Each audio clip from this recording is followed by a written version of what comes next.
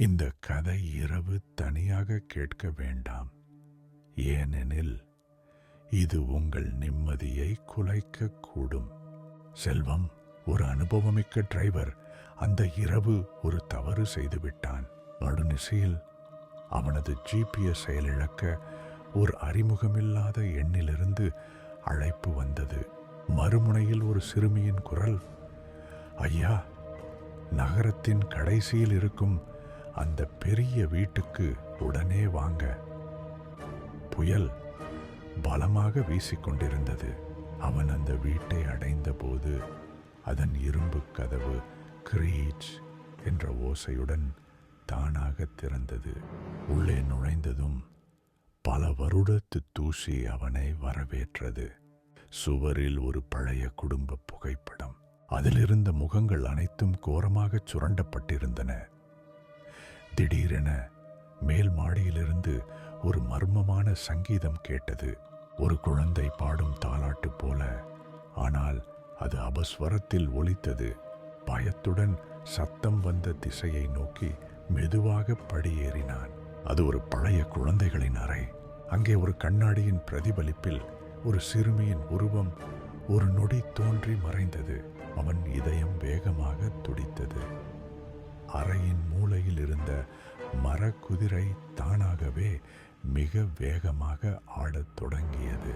அப்போது அவன் காதருகில் ஒரு இரகசிய குரல் அவன் பெயரை சொன்னது. செல்வம் அலறி அடித்துக் கொண்டு கீழே ஓடி வந்து ஒரு அலமாரியில் ஒளிந்து கொண்டான். அவன் மூச்சை ஆட்டி முயற்சிக்கும் போது அலமாரியின் சுவர்களுக்கு உள்ளிருந்து கீறும் சத்தம் கேட்டது. பயத்தில் அலமாரியை திறந்து வெளியே ஓடினான். அப்போது ஒரு மின்னல் வெட்டியது. ஹாலின் மறுமுனையில் அவள் நின்றாள். வெள்ளை சேலை, முகத்தை மூடிய முடி. அடுத்த மின்னலில் அவள் நகராமல் பாதியளவு தூரம் வந்திருந்தாள். அவள் தன் முகத்தை உயர்த்தினாள். தீயில் கருகிய கோரமான முகம். அவள் சிதைந்த குரலில் சொன்னாள், எங்களை நெருப்பில் தவிக்க விட்டு ஓடியவனின் கண்கள், அதே கண்கள் உனக்கும். 10 வருடங்களுக்கு முன் இதே வீட்டில் ஒரு டிரைவரும் அவனது மகளும் உயிரோடு எரிக்கப்பட்டது அவன் நினைவில் உரைத்தது. அடுத்த நாள் காலை போலீஸ் அந்த வீட்டின் முன் செல்வத்தின் காரை கண்டது. வீடு உள்ளிருந்து பலமாக பூட்டப்பட்டிருந்தது.